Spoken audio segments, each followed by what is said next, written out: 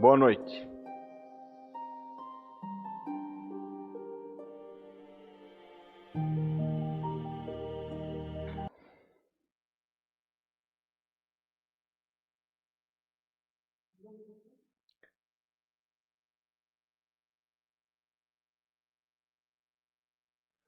Boa noite.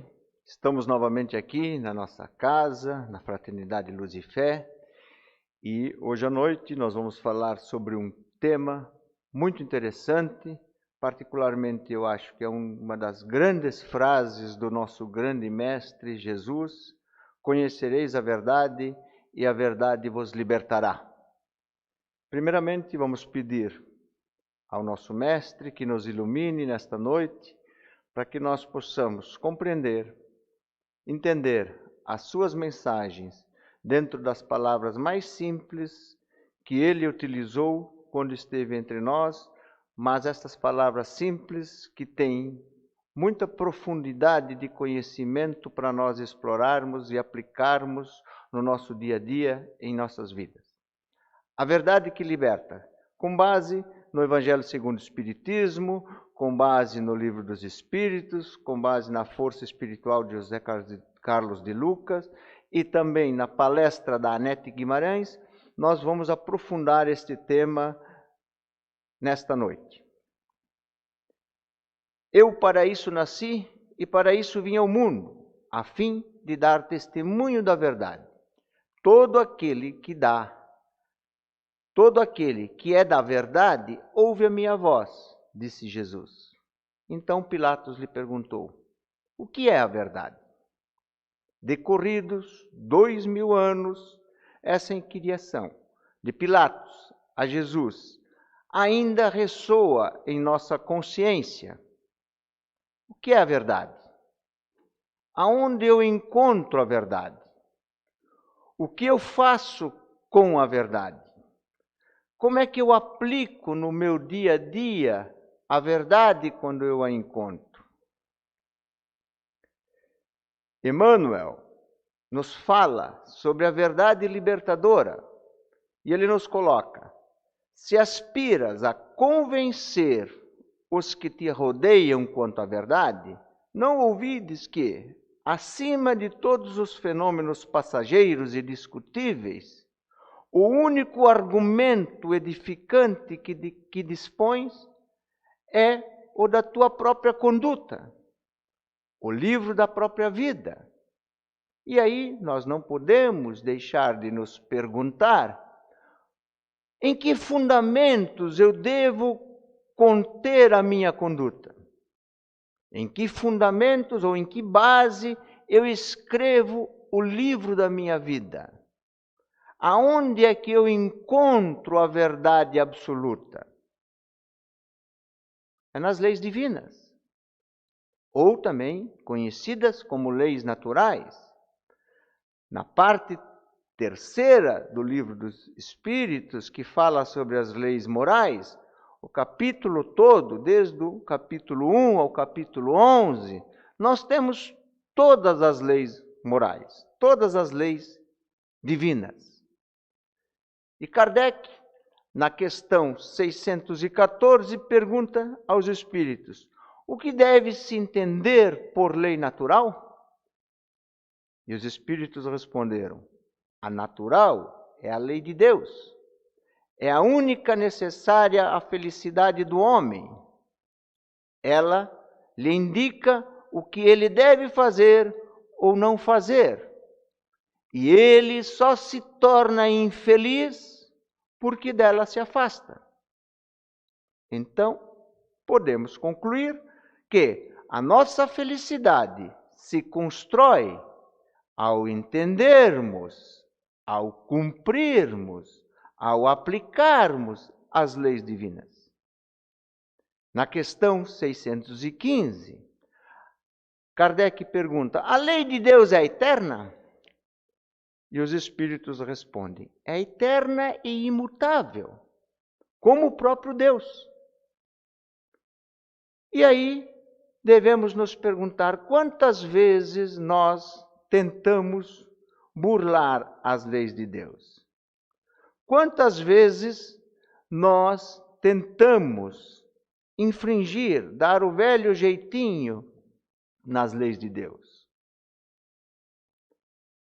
tentando nos favorecer para nossa conveniência. E aí nós não sabemos, não entendemos por que não somos felizes. Na questão 647, Kardec pergunta: toda a lei de Deus está encerrada na máxima do amor ao próximo ensinada por Jesus?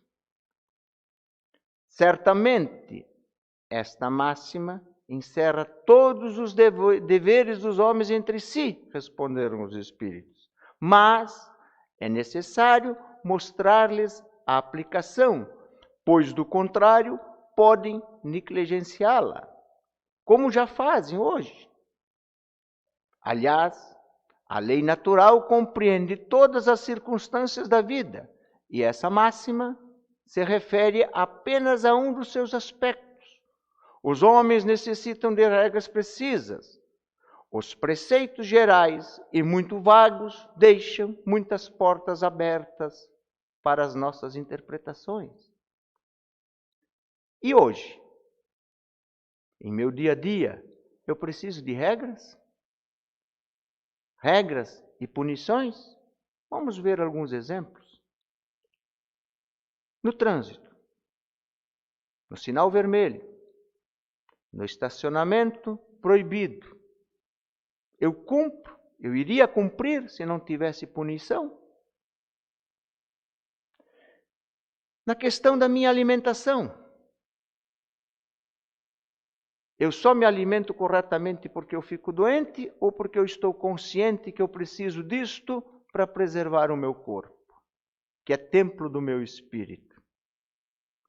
Na questão planetária, vamos pegar o exemplo dentro de casa. Eu separo o lixo reciclável do lixo orgânico?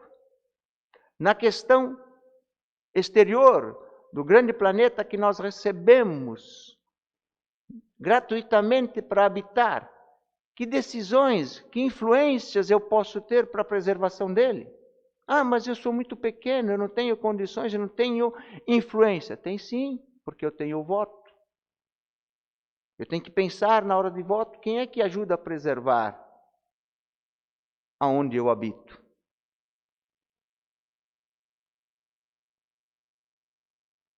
Algo que eu recebi gratuitamente, que é o planeta.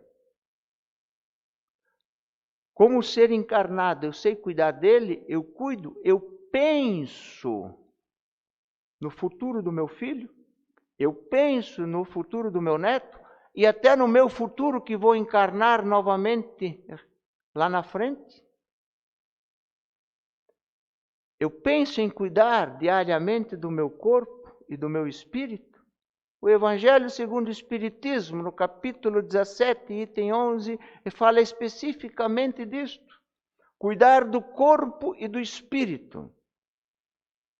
Dessa confrontação torna-se inevitável buscar o seu ajuste equilibrado entre ambos, sendo que o segredo está em achar esse equilíbrio. Amai, pois, vossa alma, mas cuidai também do vosso corpo, instrumento da alma. É o templo do seu espírito. Desconhecer as necessidades que a própria natureza indica é desconhecer as leis de Deus. Está ali no Evangelho, segundo o Espiritismo. Desconhecer as leis de Deus é não conhecer a verdade. Joana de Ângeles nos diz que ninguém tem o direito de ocultar a verdade, qual fosse uma luz que devesse ficar escondida. Aonde se encontra, irradia claridade e calor. A verdade é como um foco de luz na escuridão. Faz clarear as coisas. Clareia as coisas pelo conhecimento. Eu tenho que conhecer para poder adquirir, para poder buscar, para poder evoluir. A verdade nos rodeia. E está muitas vezes nas palavras mais simples. Apenas é preciso saber compreendê-la, entendê-la e também aplicá-la em nossa vida. Vamos pegar um exemplo de palavras muito simples que nós repetimos muitas e muitas vezes e aonde nós encontramos uma verdade muito profunda para nós. A oração do Pai Nosso, Evangelho segundo o Espiritismo, capítulo 28. Os discípulos pediram a Jesus como poderiam rezar de forma eficaz. E Jesus ensinou a oração mais eficaz e poderosa que nós temos. Ela está descrita em Mateus capítulo 6, de 9 a 13, Lucas capítulo 11, versículo 2 a 4. Mateus com 7 pedidos, Lucas com 5 pedidos. E muitas vezes nós ficamos analisando se eu faço 7, se eu faço 5 pedidos. E nada disto é relevante. Não é o pedido que é relevante, mas sim a forma como eu o faço. Hoje, a mais conhecida do mundo, considerada a mais poderosa oração, como é que eu devo rezá-la? Repetindo, sem sentimento, sem conhecimento, ela não me eleva ao Pai. Se a repetição resolvesse, eu teria em casa um papagaio ensinado a oração do Pai Nosso, que rezava ela de manhã até de noite, e todos os meus problemas estariam resolvidos. E com certeza, o papagaio seria o passarinho mais caro do mundo. Esta oração é poderosa, sim, mas isso eu preciso entendê-la, compreendê-la, senti-la, conhecer a verdade que está contida nas palavras simples que Jesus nos ensinou. O Evangelho segundo o Espiritismo, na página 273, 274, 275, nós temos a explicação completa da oração do Pai Nosso. Eu já visitei aquelas páginas para conhecer? Eu já tentei buscar este conhecimento para mim? Segundo Santo Agostinho, todas as orações que estão contidas na Bíblia, todas, nenhuma delas tem algo incluso que nós não encontramos na oração do Pai Nosso. Por isto ela é a oração mais poderosa que nós temos. Jesus nos ensinou ela com palavras muito simples. Eu não vou aqui falar sobre todas as passagens, mas eu vou me ater a 3 delas, porque falar sobre toda a oração seria uma palestra inteira. Mas eu vou me ater a 3 passagens. Pai Nosso, o Pão Nosso e em tentação. São as 3 passagens que nós vamos analisar um pouquinho. Pai Nosso. Os discípulos pediram para Jesus uma oração que pudesse ser eficaz. E Jesus começou a oração da seguinte forma. Vocês, quando quiserem rezar, comecem. Pai Nosso. Quando ele chamou a Deus de Pai, ele quebrou toda a hierarquia que existia na época entre os judeus e Deus. Porque o judeu era um cara que rezava muito. Ele rezava em praça pública, rezava no templo, ele rezava. Só que, para ele, Deus era o supremo, Deus era um juiz, Deus era um carrasco. Na época, a oração era feita por hierarquia. Deus era considerado pelos judeus um juiz, ou seja, um carrasco. E Jesus foi julgado por falta de respeito à divindade. Foi o único crime que encontraram nele. Por quê? Porque ele chamou a Deus de Pai. A palavra Pai é associada, não é associada a castigo. A palavra Pai não é associada a carrasco nem a juiz. Chamar a Deus de Pai tem como objetivo a grande relação entre nós. A grande relação que nos chama de irmãos. Chamar a Deus de Pai significa modificar as relações e considerar todos nós irmãos. É mudar nosso comportamento entre nós. Que comportamentos? Porque irmãos se ajudam, não se odeiam. Irmãos se abraçam, não se matam. Irmãos se acolhem, não morrem de fome. Modificar as relações entre os irmãos. Jesus acentua isso, não só no Pai Nosso, em todos os seus discursos.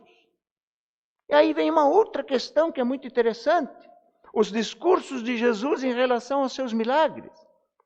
O que nós podemos e o que nós preferimos. E por quê?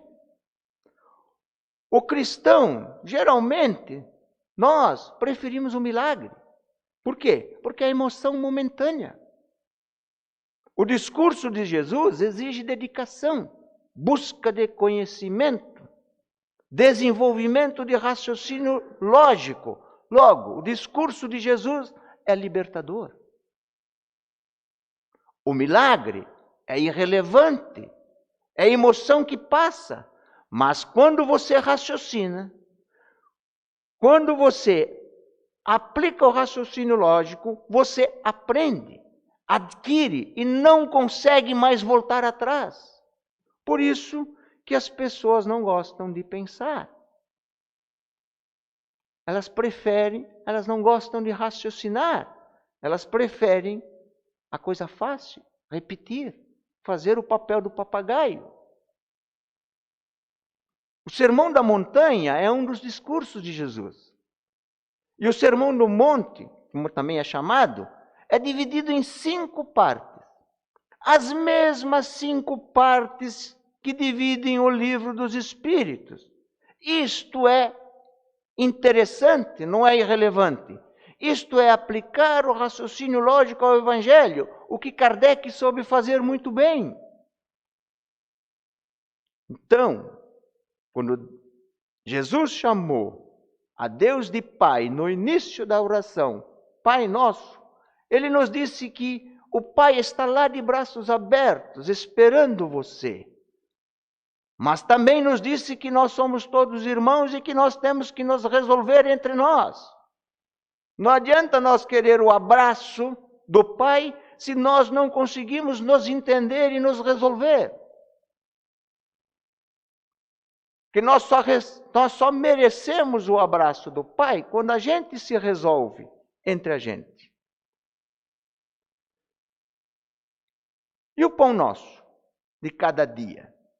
Alimento que sustenta a matéria? Será que Jesus, numa oração tão poderosa, só ia se referir à matéria? Não. Toda palavra, por mais simples que fosse de Jesus, ela é muito mais profunda. Ela é além matéria. Alimento que leva o espírito, conhecimento. O que significa pão e água para o judeu? Nós temos que voltar lá e analisar. Jesus era judeu. O pão e a água é um símbolo no judaísmo. E Jesus era judeu. A água representava a fé. Por isso Jesus disse: quem beber da minha água nunca mais terá sede. Ou seja, quem tiver a fé que eu tenho vai resolver os seus problemas. Não é que não vai ter problemas, vai resolver. O pão era o símbolo do conhecimento. Por isso que Jesus disse: dai-me o conhecimento a cada dia. Para quê? Para que eu possa tirar da terra o meu sustento, para que eu possa alimentar o meu espírito e buscar a minha evolução. Conhecimento para saber para que eu sirvo. Conhecimento para construir a minha vida futura. Conhecimento para transformar o meu inferno em um céu de felicidade. Mas para isso, eu preciso dedicação. Eu preciso de vontade. Eu preciso querer. E tentação? Não me deixeis cair em tentação. O que é tentação? Nós logo associamos a coisa ruim. Será que é ou não? Mas poderia ser um buraco bem fundo. Se eu cair lá dentro, não saio mais. Quem sabe seja. Pedindo ajuda ao dicionário, Aurélio diz o seguinte: tentação é o desejo de gratificação imediata, instantânea. Desejo de gratificação imediata, instantânea.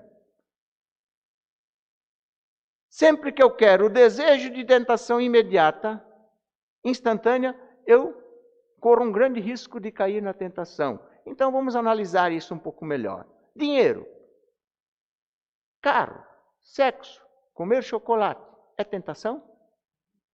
Pode ser ou não ser. Meu carro, se eu dirijo ele a 180 por hora, é uma grande tentação para eu cometer o suicídio e matar várias pessoas. Dinheiro, mal empregado, ganho ilicitamente, ganho de forma indecente, é uma grande tentação.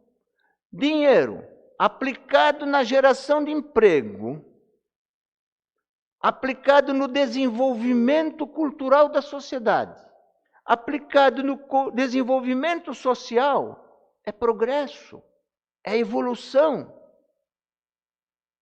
Sexo, de forma vulgar, de forma ilícita, é tentação. Sexo, com carinho, com afeto, com amor, é construção de relacionamento. Chocolate, com gula, é diabetes futura, é doença. Chocolate, de forma moderada, é degustação. Cada vez que eu faço algo que me dá prazer instantâneo, eu incentivo o meu vício, o meu defeito. Cada vez que eu faço instantaneamente o que o meu filho quer, eu levo ele, eu incentivo ele à tentação. Se o meu filho pede um tênis da Nike, eu vou lá e compro em 18 vezes. Se o meu filho pede um iPhone, se eu não comprar, ele sofre bullying na escola. Faço 25 prestações. O que eu estou fazendo? Formando um futuro depressivo. Porque Jesus já disse: receberás conforme os teus merecimentos. Então, o teu filho tem que receber conforme o merecimento dele, não conforme a vontade dele. E se você der conforme o merecimento, você está fazendo e formando um futuro homem. Frederick Skinner, que aplicou a teoria do behaviorismo, que é a teoria que explica o comportamento humano, ele diz uma frase que é muito interessante nós observarmos. Você é assim porque foi recompensado para ser desta forma. Ou seja, cuidado como você recompensa as pessoas que estão ao seu redor. Porque você pode, em vez de ajudá-las, estragá-las. O desejo de não querer gratificação imediata nas coisas que eu faço exige de mim muito sofrimento, dedicação, resiliência, exige autocontrole. Ou seja, de cada situação, análise de cada situação, mas para isto eu preciso conhecer e pensar. E para isto eu preciso buscar o conhecimento. Não cair em tentação Jesus quis dizer, tenha cuidado, analise cada situação do seu dia a dia, se ela é certa ou se ela é errada, e tome a decisão. A decisão é sua. Se você tomou a decisão errada, não adianta depois culpar a divindade. Mas para eu poder tomar a decisão, olha a lógica que o Pai Nosso tem. Eu primeiro preciso buscar o conhecimento, o pão nosso de cada dia, o conhecimento para saber como é que eu vou lidar com estas coisas, para poder tomar a decisão certa. Porque o Pai vai estar lá de braços abertos nos esperando para nos abraçar. Mas eu tenho o livre-arbítrio de escolher. de não buscar o conhecimento e de errar nas minhas decisões no dia a dia. Mas se eu escolher a decisão certa no meu dia a dia, com certeza Ele vai nos livrar do mal. João 16:13 nos diz o seguinte: no entanto, quando o Espírito da verdade vier, isso há 2000 anos atrás, no entanto, quando o Espírito da verdade vier, Ele vos guiará em toda a verdade. Porque não faltará por si mesmo, mas dirá tudo o que tiver ouvido e vos revelará tudo o que está por vir.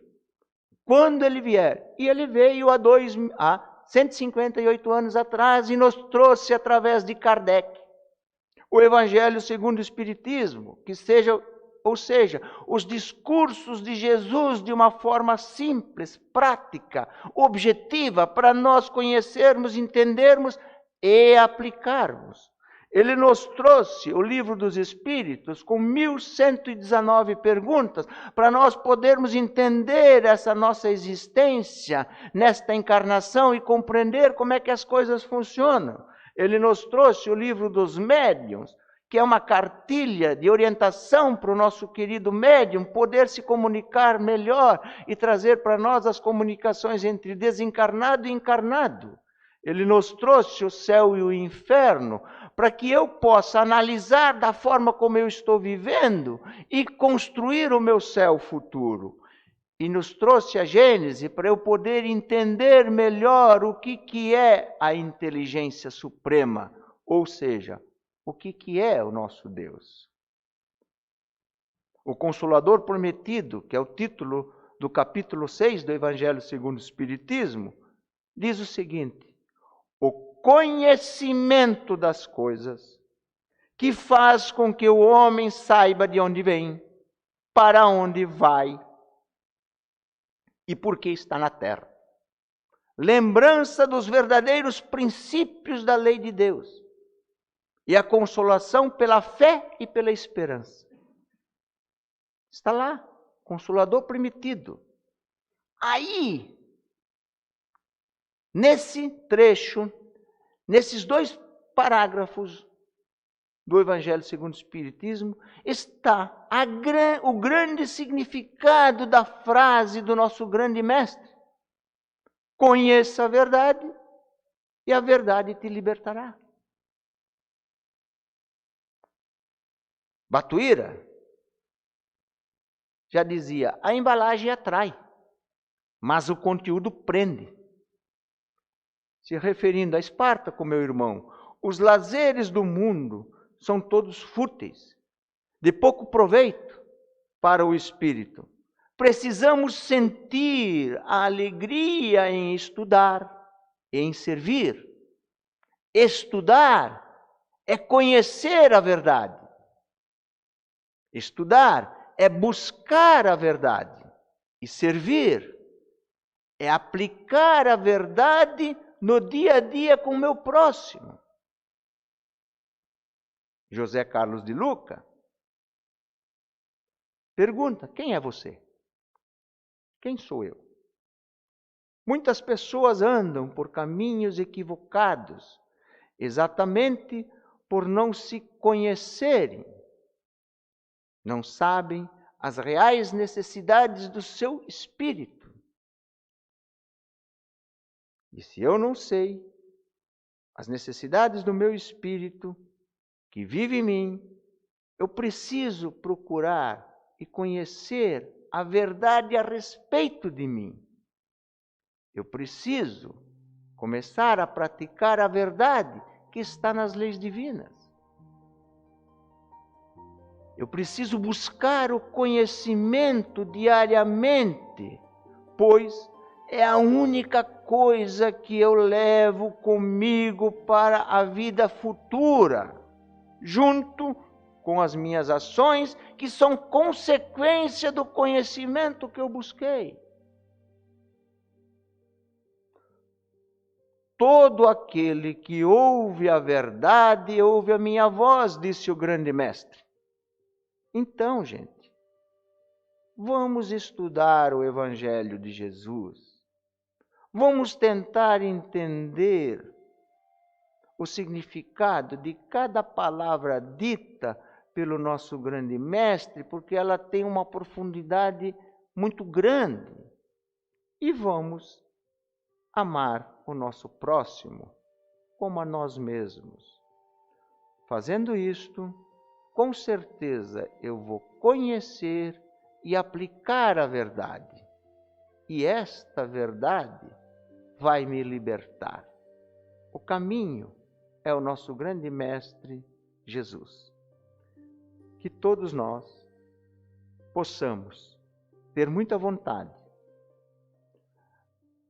ter muita dedicação para buscar esta verdade que está contida no nosso grande mestre, para podermos acrescentar na evolução da nossa vida e construir a nossa vida futura.